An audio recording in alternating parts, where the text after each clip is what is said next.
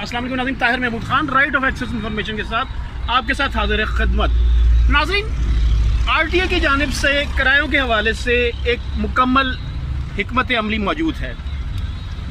मील के हिसाब से किराया होता है और इस हिसाब से यहाँ पर चूँकि हर शख्स की अपनी मर्जी, जिसकी लाठी उसकी भैंस के मतलब मिसदाक सिलसिला चल रहा है, तो यहाँ पर ढोकाला खान से लेकर कुरंग टाउन तक का किराया जो बनता है 50 रुपये 80 रुपये के हिसाब से वसूल किया जा रहा है और हर स्टॉप के हिसाब से यहाँ पर अपनी मर्जी के किराए वसूल किए जा रहे हैं। RTA की जानिब से बाकायदा इनको किराएनामा जारी नहीं किया जा सकता, जिसकी वजह से ये दोनों फरीक फ़ायदे उठाते हैं।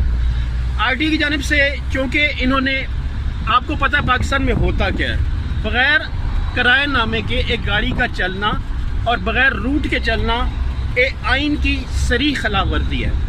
इस मामले में